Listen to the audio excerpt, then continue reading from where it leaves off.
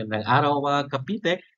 Narito na muli ang isang review session as you are preparing for your NCASH 2024.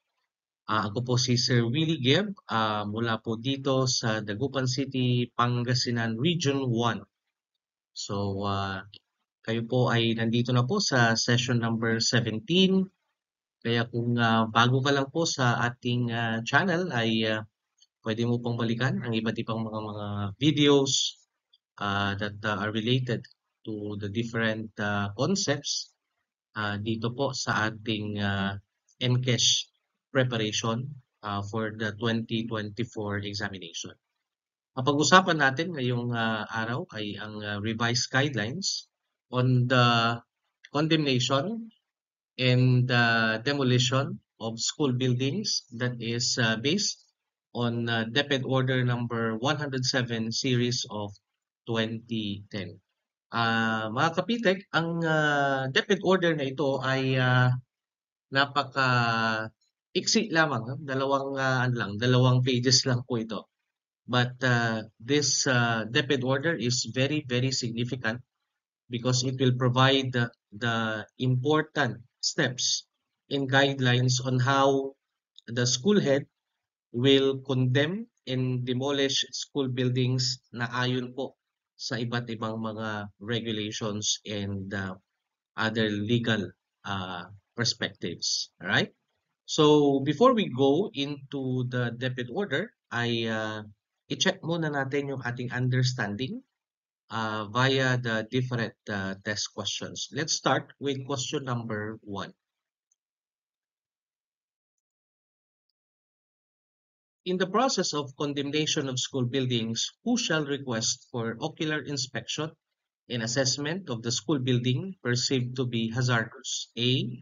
School Physical Facilities Coordinator. B. The school head. C. The Division Physical Facilities Coordinator. Or D. The school's division superintendent. Our answer, correct answer for question number 1 ay letter B, the school head. Tandaan natin mga kapitek na ang domain number 2 of the PPSSH, ang binabanggit po nito ay ang iba't ibang mga provision or mga strands na kung saan binibigyan ng guidelines ang mga school heads on how to manage the different resources of the school, including the management of school buildings. At kasama dito, yung paraan kung papaano tayo mag-condemn at mag-demolish ng ating mga school buildings. Base sa ating mga pagtatanong, mga kapitek, isa ito sa mahirap na gawain ng isang school head. Dito po kasi nasusukat ang malalim na kaalaman ng isang school head na kung saan siya po ay gumagawa ng mga hakbang on how to remove or to properly manage yung mga hindi na ginagamit ng mga school buildings. And how to do that ay dinadaan po natin yan sa condemnation and eventually papunta kay demolition. So sino po ang nagre-request for ocular inspection? Definitely, ang sagot po natin dito ay the school head. Alright, let's go to question number 2. To whom shall the request for an ocular inspection and assessment of the school building perceived to be hazardous be addressed? A. City or the municipal mayor. B. The school's division superintendent. C. The division engineer. Or D. The chief of the city or municipal engineer's office. Correct answer for number 2 is letter D. The chief of the city municipal engineer's office.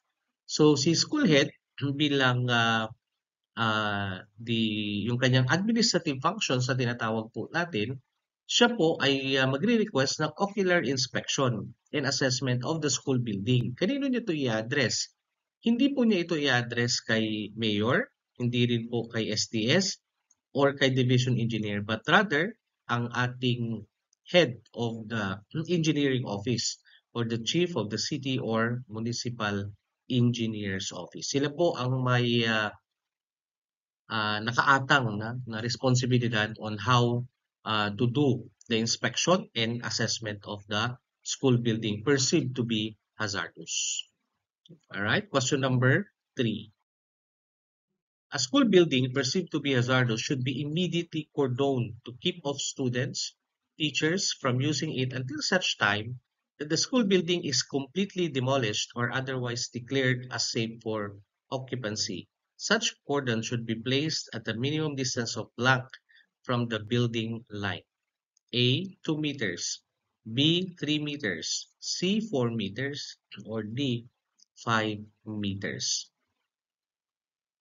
The correct answer here for question number 3, ilang metro daw ang layo ng cordon the line or yung mga ginagamit natin na pang keep off sa ating mga estudyante. Ito ay dapat minimum of 4 meters. Alright? So it should be a minimum distance of 4 meters from the building line. Kung halimbawa may dumaan na lindol, for example, or nagkaroon ng other natural disaster na dumaan in a particular locality, automatically magkakaroon yan ng kung halimbawa nagkaroon ng possible na impact sa mga school buildings natin, ang unang-unang gagawin natin bilang school head ay mag-request tayo ng inspection. Kung kaya pa ba yung ating mga buildings or meron pa pang kakayanan yung mga buildings natin in order to support yung instruction or hazardous na ba or kailangan na ba itong ipa-condemn or ipa-demolish. So minimum distance po natin ay 4 meters. Question number 4. Large precautionary signs should be posted or nailed to boards within the school building perceived to be hazardous in order to block A. Satisfy legal requirements of the demolition process. B. Keep workers away. C. Warn students. Or D. Serve as markers. For question number 4, mga kapitek, kapag ito ay declared hazardous, so automatically maglalagay tayo ng mga precautionary signs. And the purpose of which is to warn our students. No? Out of the different options na ibinigay, it might be, yes, na maging legal requirement ito for the demolition. But however, ang pinaka-primary na consideration natin ay safety ng ating mga estudyante. Okay, so that would be letter C, warn our students. Letter C. Let's go. Number 5. Pending the result of the ocular inspection from the building official, the school head shall secure the following documents as prerequisite to the approval of requests for demolition. 1. Photographs of the building to be demolished, properly labeled, showing the front, rear, sides, and damaged sections. 2. Certification by the school head that if the building is demolished, classes will not be disrupted due to lack of classrooms. 3. Indication of probable funding for replacement. 4. PTA or Alumni Association's clearance in case of school buildings with historical value like the Gabaldon School Building. 5. Approval of the Schools Division Superintendent to demolish the building. Alright? A, 1, 2, 3 only. B, 1, 2, 3, 5 only. C, 1, 2, 3, 4 only. Or D, 1, 2, 3, 4, and 5. Alin po dyan, mga kapitek, ang mga prerequisite documents na kinakailangan in order to secure yung proper requirements, reportorial requirements for the demolition. Ang sagot po natin dito ay letter C, 1, 2, 3, 4 only.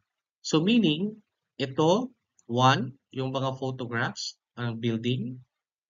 2, yung certification na yung school head na galing kay school head na nagsasabi na kapag dinemolish yung building nito, hindi naman madidisrupt yung concept because you have enough classrooms na gagamitin or whatever mechanism na gagamitin po ninyo. 3, indication of probable funding for replacement. essentially, ang isang school building kasi hindi siya basta-basta i-demolish hangga't wala itong kapalit. Okay? May mga dito sa ating requirements at dapat may possibility ng indication. Ano ba yung mga indication na yan? Like say for example, there is already a downloaded fund, no? Coming from any government agency, no? May it be from the office of a congressman, di ba? From DepEd Central Office, from DPWH for that matter, na nagsasabi na may parating na building na ipapatayo doon sa lugar na yon. Okay? PTA or Alumni Association kapag ito ay may kinalaman sa mga historical buildings, kagaya na lang ng Gabaldon School Building. Hindi po kasama dyan ang number 5, approval of the SDS. No? Kasi nagpe-prepare pa lang tayo ng ating mga documents for the request for demolition. Okay, question number 6. When and if the subject building is declared by the building official to be unfit for occupancy, the school head shall submit the request for demolition to the blank. A. City or municipal mayor. B. Schools division superintendent. C. Assistant regional director. Or D. The regional director. Ang sagot po natin dito, mga kapitek, ay kanino daw ba isasubmit yung request for the demolition? Papunta po yan sa opisina ng ating Schools Division Superintendent. Hindi po kay City Mayor, hindi po kay ARD, hindi rin po kay Regional Director. Right? Kapag yung na-declare na condemnable na yung building, kinondemn na nga dahil unfit for occupancy na siya. So lahat ng mga documents, kasama po yung nabanggit natin po kanina sa question number 5, na mga reportorial requirements, ito ay isasubmit po natin sa ating Schools Division Superintendent. Question number 7. For school buildings or structures without historical value, the SDS shall approve the request for the demolition based on the inspection report of the building official and upon the completion of enumerated requirements as stated. In the case of the Gabaldon buildings, structures marked as cultural property and structures dating at least 50 years old, what should be the correct procedure? A. The SDS shall have the sole authority to approve building demolition. B. The SDS through the RD shall ask DepEd Physical Facilities and Schools Engineering Division and clearance from the NCCA. C. The RD, as recommended by the SDS, shall have the full authority to issue demolition of school buildings. Or D. The local chief executive through the SDS and RD shall issue the demolition permit with clearance from the NCCA. The correct answer here is dito mga kapitek, ang nakalagay ay kapag walang historical value, ang kayang mag-approve ng demolition permit basta kumpleto ng mga document ay si Schools Division Superintendent. Ang tanong sa number 7 is that paano naman yung mga kaso ng Gabaldon buildings, yung mga may cultural significance na nagde-date na ng 50 years old, ito dapat ang kailangan na gawin. So the correct answer here mga kapitek ay letter B. So ang gagawin is that the SDS through the regional director shall ask the central office, the DepEd Physical Facilities and Schools Engineering Division for further evaluation of the building, and at the same time hihingi din siya ng clearance coming from NCCA, yung National Commission for Culture and the Arts, no, if I'm not mistaken with the acronym. Okay? Yan po yung procedure. But however, kapag nagbigay na ng evaluation at nagkaroon na ng recommendation ang DepEd Physical Facilities and Schools Engineering Division ng pwede na mag-demolish, babalik po lahat ng document na yan papunta sa opisina ng superintendent. Kasi eventually, ang magbibigay pa rin ng permit for the demolition ay through the approval po ng ating superintendent. Okay? Malinaw po yun, no? Babalik at babalik pa rin sa opisina ng superintendent yung document. Whether ito, ang kaibahan nga lang kapag walang historical value, hindi na dadaan kay central office at wala na ring clearance from the NCCA. Good. Question number 8.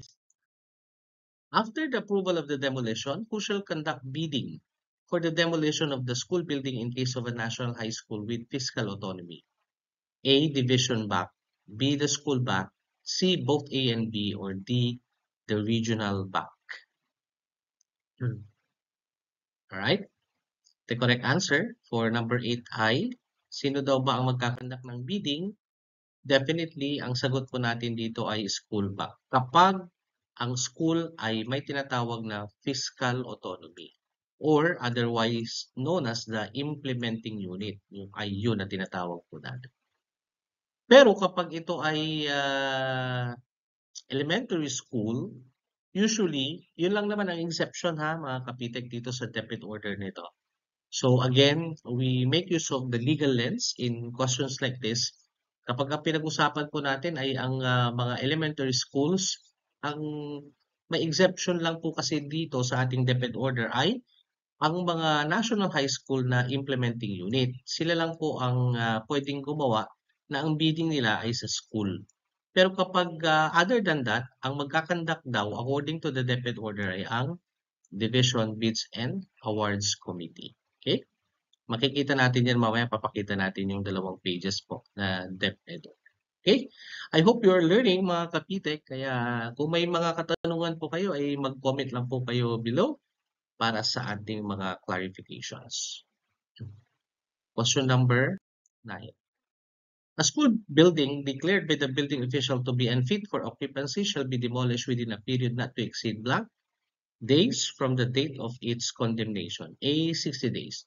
B. 80 days. C. 90 days. Or D. 120 days. Tandaan natin mga kapitek na ang ating condemnation, no? Yung permit na nanggaling sa ating mga building officials ay may expiration. So kapag lumagpas na ang 90 days, ito ang tamang sagot dyan, kailangan na ulit mag-apply ng panibagong appraisal coming from the school head, mula kay school head, papunta ito ulit kay engineering office. No? Ganun na naman yung proseso. So, na-declare na unfit yung building, pero hindi ito na-demolish within the period of 90 days, back to zero na yan mga kapitek. Babalik ka na sa unang-unang step na ang ginawa mo para makakuha ka ulit ng permit para sa demolition. Okay? Demolition permit. Good. Question number 10. What is the final step that the school head shall execute in the process of building condemnation and demolition? A. Reporting of the waste materials proceeds to the Commission on Audit. B. Turn over the waste materials report to the division accountant in the SDS. C. Inform COA and request for the relief of accountability in writing. Or D. Submit all pertinent documents to the regional director. So, anong pinaka-final step dito? Tandaan po natin, mga aspiring principals na you need to inform the Commission on Audit regarding the demolished building, and then you request for the relief of accountability in writing para nang sa ganoon ma-drop from the books. Ang tawag natin doon ay mawala doon sa listahan ng ating mga physical facilities and equipment. Yung mga physical facilities po natin na nakalista pa at nakabook up pa sa ating mga libro ay kapag nag-ask tayo ng relief of accountability and we inform the COA about it and we ask for the relief of accountability and provide all the necessary documents, the consequence of that is mawawala na dun sa listahan, dun sa naka-book up na PPE, tinatawag po natin. Kasi magkakaroon ng yearly reconciliation po yan, mga kapitek. No? Yan ang laging dahilan kung bakit nagkakaroon ng audit observation memorandum ang mga schools because of that, no? But it's not only that, but also our division offices are also having that kind of issue, hindi lang po sa division sa school but also in different divisions. Okay? So kailangan may document na nag-a-ask ng request for the relief of accountability kapag na-demolish na po yung building. Alright? Yan po yung 10 katanungan natin mga kapitek. Let's now dig deeper into the provisions of the DepEd order. So ito po yung DepEd order natin na DepEd order number 107 series of 2010. Hindi pa rin po naman ito na bago. Wala pa namang panibagong guidelines dyan na ipinalabas 13 years after. Okay? So na naipalabas ito October 20. So lahat po yan nakalagay doon sa mga tinanong po natin. So una, meron tayong sino magre-request ng ocular inspection? Si school head. Okay? Si school head. Kanino niya ibibigay yung request? Papunta yan sa chief of the municipal or the city engineering office. Alright? As a matter of policy, a school building perceived to be hazardous should be immediately cordoned. How many meters daw? 4 meters from the building line. In addition, naglalagay tayo ng mga precautionary signs in order to warn our students. Habang naghihintay ng result of the ocular inspection and the evaluation of the building official, ipiniprepare na natin ang mga sumusunod: photographs of the building, certification of the school head regarding the non-disruption of classes, indication of probable funding for replacement, and yung PTA resolution or PTA clearance in case of buildings with cultural significance kagaya ng Gabaldon. Ito lang po na 4 ang kasama dito mga kapitek kapag ito yung kasama nung demolition permit na tinatawag natin na papunta po sa ating schools division office. Further, when the subject building is declared to be unfit for occupancy, the school head shall submit the request for demolition to the schools division superintendent. For school buildings with historical value, sabi nga kanina, ay kung walang significant or historical value, sino ang right away pwedeng makapag-go signal dito? It should be the SDS pa rin. Okay? Dito sa susunod, yung letter F, kapag merong cultural significance na, kukuha na siya or magre-request sa superintendent through the RD, hihingi ng further evaluation of the said building from the DepEd Physical Facilities and Schools Engineering Division. And at the same time, hihingi din ng clearance coming from the National Commission for Culture and the Arts. Okay, and after the issuance of the clearance and recommending approval from the SPFSED, ibabalik yung papel kay superintendent who shall approve the request for the demolition. So yun binabanggit ko kanina na no matter what the category is ng isang building, si superintendent palagi ang makakapagbigay ng approval, no, for the request for demolition. Malinaw na malinaw po yan. Magkaiba nga lang kapag may cultural significance dahil dadaan po ito sa central office at hihingi ng clearance coming from the NCC. Okay? Yung demolition permit, sino magbibigay? Ibibigay po yan ng building official, city or municipality. Ang division back naman ang magkakandak ng bidding, okay? Kung ito ay national high school na may fiscal autonomy or yung tinatawag natin na IU, nabanggit na natin ito, sino magkakandak ng bidding? Yung school back. Alright? Malinaw po yan ha? Mga kapitek, dahil kung minsan nagkakaroon ng confusion. Yung iba kasi, ang nagpapabid na ay ang mismong school kahit na hindi naman fiscally autonomous na tinatawag. So, ang sinusundan lang natin na provision dito ay yung provision na nakalagay dito sa ating DepEd order. Alright? In case the demolition is to be done by the administration, The school head shall list all the salvage materials. Anong ibig sabihin dito? Yung demolition, ang gagawa ay mismong school. Kung pwede naman pong gawin yan, yun nga lang, syempre, mag-aarkila ka ng tao to do the salvaging ng materials and demolition of the building. Tsaka po pwede ng magkakandak ng waste material report na isasabit naman sa division office. Hindi ang kaibahan nga kapag dinemolish yung building at ito ay pinabid, wala ka nang gagawin, no? Pag school head ka, i-appraise lang yung value ng waste material, babayaran na yung waste material na yon at i-deposit na po natin yan sa ating treasury. Sa ngayon, dati-dati, yung proceeds ay po pwedeng magamit. In our case, dito sa Dagupan City dati, ay pinapayagan na magamit for whatever purpose basta meron kang worthy na project na pwedeng paglagyan ng funds. Pero ngayon, ang sinasabi ng ating guidelines is that i-deposit sa ating National Treasury yung mga sale, yung pinagbilhan ng mga waste materials. Okay? And finally, the school head shall inform the Commission on Audit regarding the request for the relief of accountability in writing kapag natapos na yung demolition. Alright?